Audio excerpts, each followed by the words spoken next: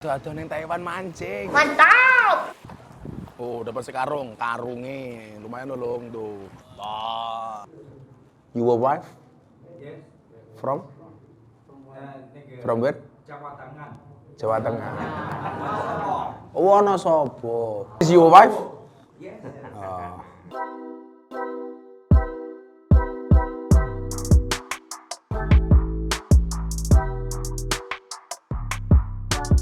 Assalamualaikum warahmatullahi wabarakatuh. Kita ke Taiwan, peresmian masjid bersama teman-teman BMI di Taiwan. Seru kalau di Taiwan pengajiannya kayak di Indonesia, bisa belasan ribu orang. Yuk saksikan keseruannya.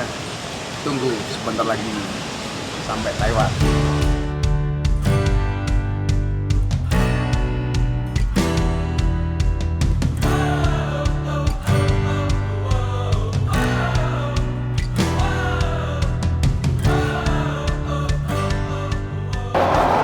Assalamualaikum. Alhamdulillah rabbil alamin.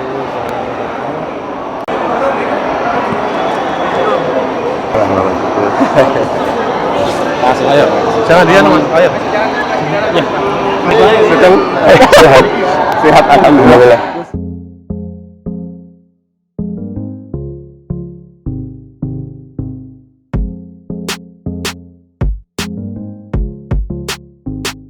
To go to Indonesia? Yes. Of course. Of course. When? Maybe 2 years or 3 years. 30. Okay. Your wife Yes. from Negara from where? Jawa Tengah. Jawa Tengah. Wonosobo. Is your wife? Yes. Oh. Wonosobo. Hey, why you love him? Why you love her? Why? 为什么我喜欢我？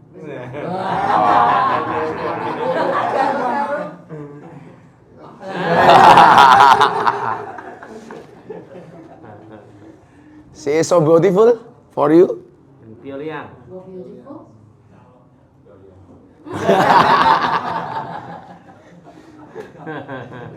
Salah jawab susah nanti. Terus dulu pas di Changhua pertama, kita yang bawa Gus ke hotel. Oh. Anak-anak masih kecil, sekarang udah alhamdulillah. Oh, tak pikir dulu Arana masih kecil kan udah punya anak lagi gitu.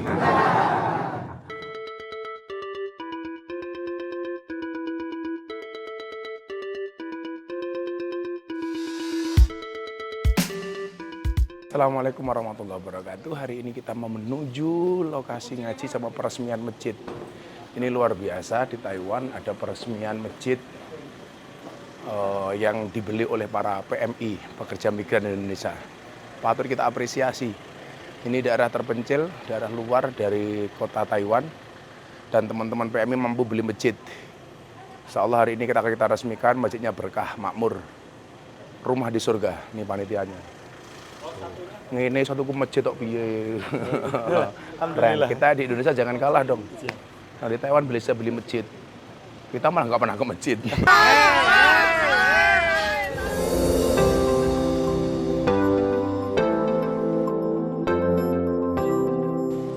Assalamualaikum. Waalaikumsalam.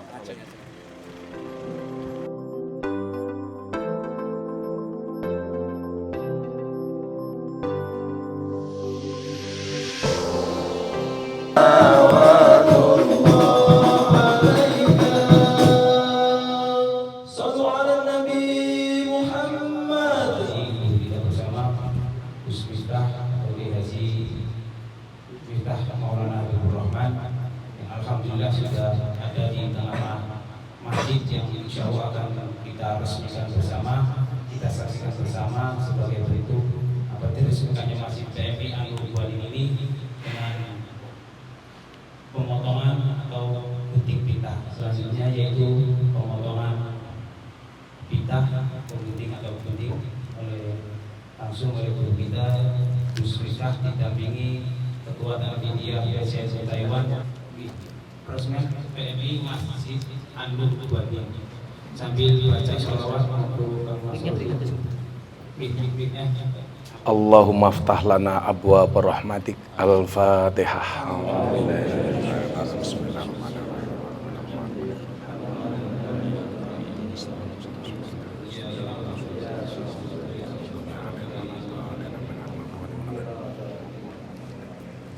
Bismillahirrahmanirrahim. Rasulillah. Allahu Akbar.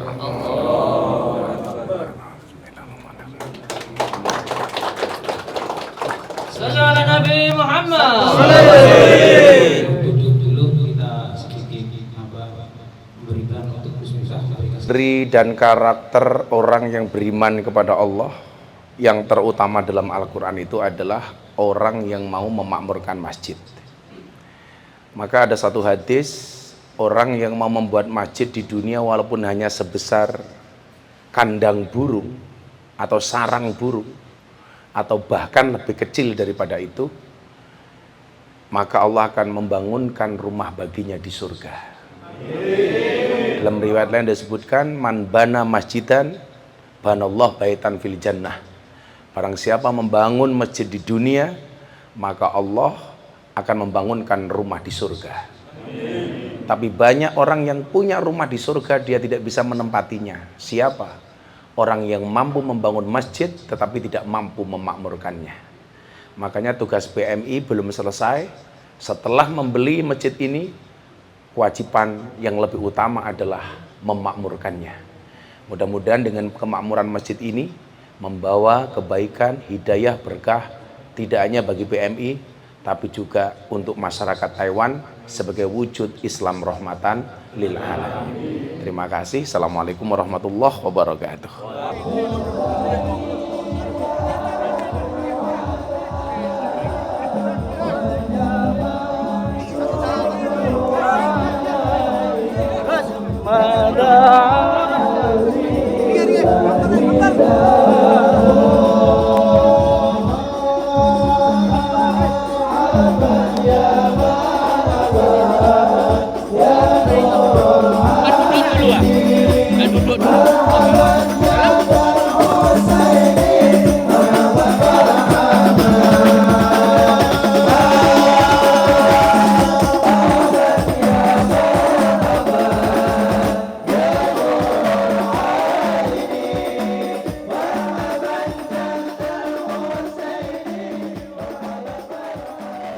Ada gajah makan semangka.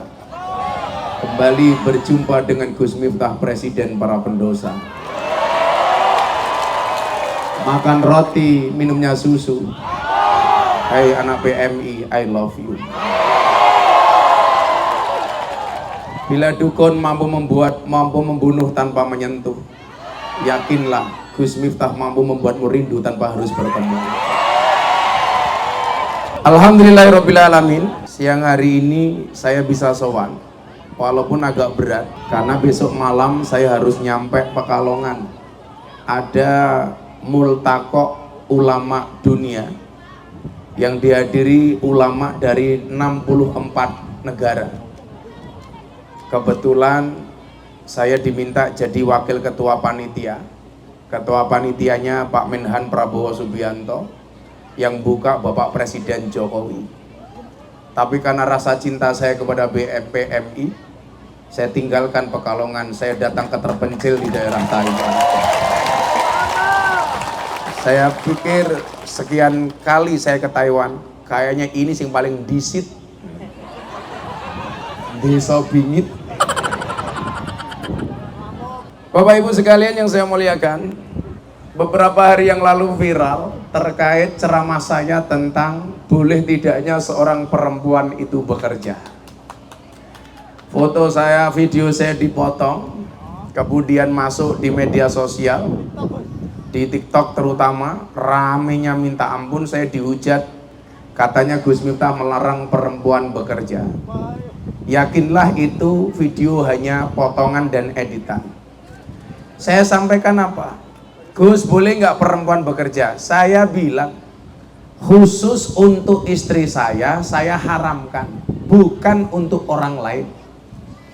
Kenapa saya mengharamkan istri saya bekerja?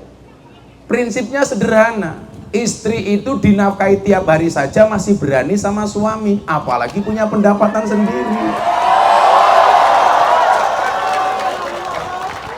Suami bekerja sebagai PMI saja di Indonesia, malah istrinya cari-cari sendiri. Cuman saya bilang, kalau kemudian keadaan memaksa seorang istri harus bekerja, maafi muskilah, tidak ada masalah. Apa yang saya jadikan dasar kenapa saya melarang istri saya bekerja? Nabi Muhammad SAW itu membagi tugas antara Sayyidina Ali dengan Siti Fatimah Az-Zahra. Bagaimana pembagian tugasnya? Qada Rasulullah SAW ala ibnatihi Fatimah bi khidmatil bait wa qada Ali bimakana kharijin minal bait. Siti Fatimah mengurus urusan dalam rumah, sementara Sayyidina Ali mengurus urusan di luar rumah. Tapi ini nggak ada larangan para perempuan bekerja. Maka saya katakan, namanya hukum itu bisa diperlakukan suami kepada istri. Kenapa? Karena laki-laki itu imam. Maka dulu begitu saya menikah dengan istri saya bilang, cukuplah kamu menjadi tulang rusukku, biarkan aku menjadi tulang punggungmu. Kenapa mas? Karena laki-laki itu tulang punggung, bukan tulang tulung. Kalau persoalan fisik, perempuan jauh lebih banyak bohong dibandingkan laki-laki. Makanya saya banyak gagal paham kalau melihat wajahnya perempuan. Hampir saya nggak bisa membedakan, ini wajah apa papan karambol.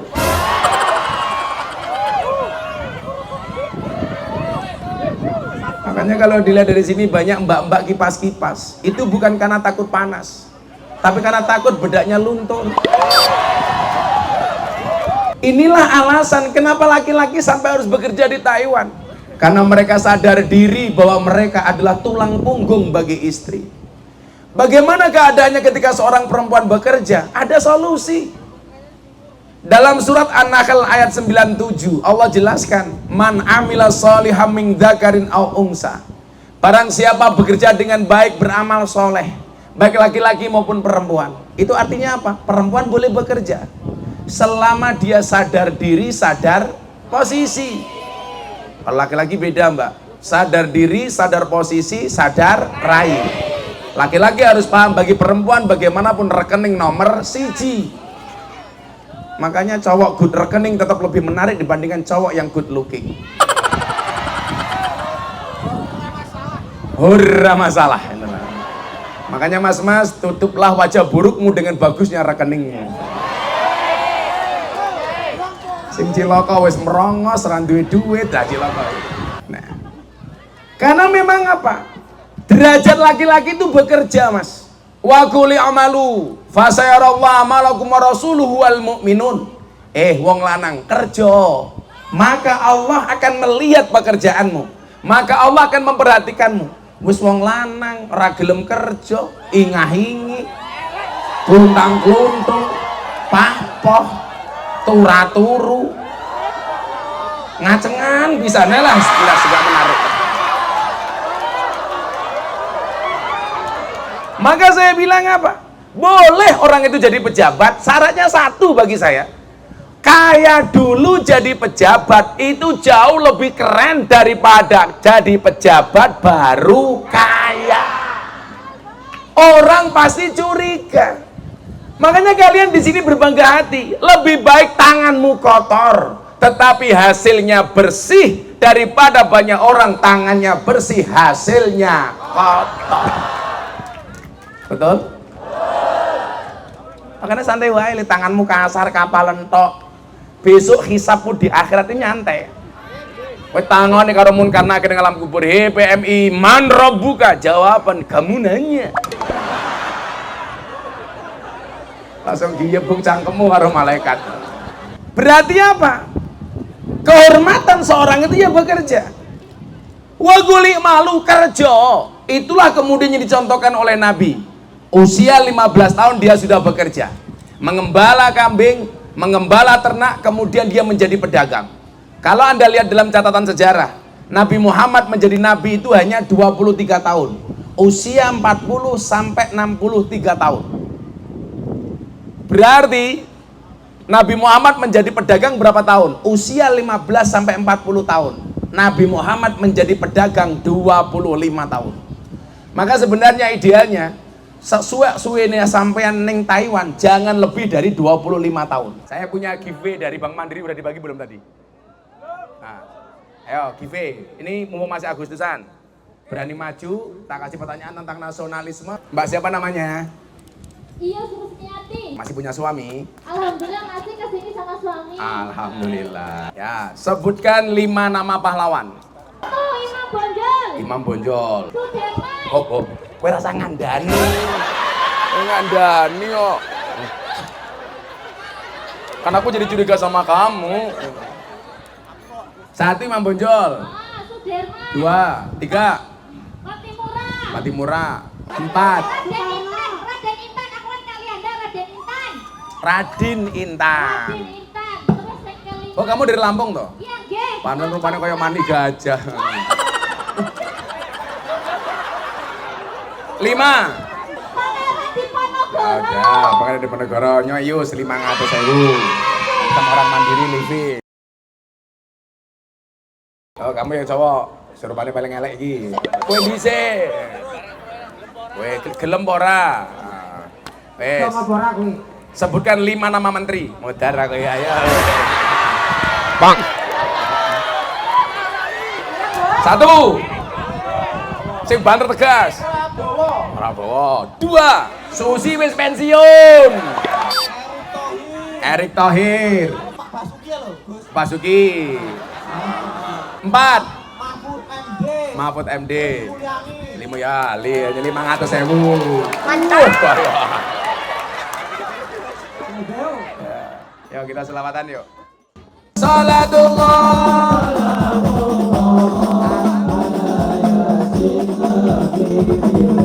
Ke Taiwan jadi PMI, meninggalkan anak, meninggalkan istri, meninggalkan istri. Jagalah niat, jagalah hati, hidupnya berkah banyak rezeki. La ilaha illallah al-malikul haqqul mubin, la ilaha illallah al-malikul haqqul mubin. La ilaha illallah al-malikul haqqul mubin. La ilaha illallah al-malikul haqqul mubin. La ilaha illallah.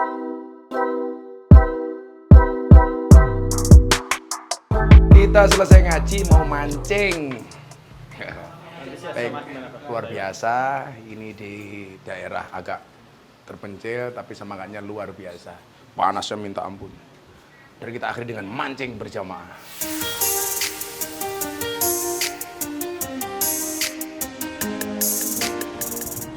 Aduh neng Taiwan mancing.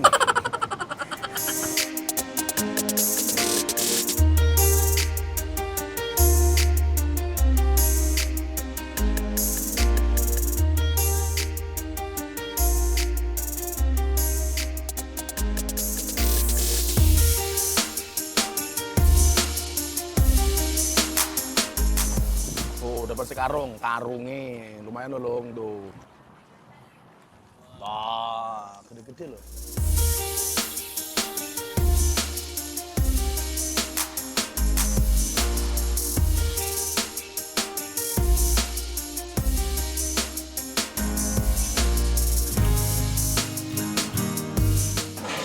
Pop of frog. What is this? Four. Hot Fried pork. seafood. Simple as a seed. This Yeah, is I what? know. The menu is Ini raw. babi. This is really raw. Ini babi. Babi. Tadi mana? Tadi mana yang enggak? Ini babi. Yang sebelah sana itu. Yang jelas gak ada babinya ini loh. Minum soalnya. Bibi tuntun aja.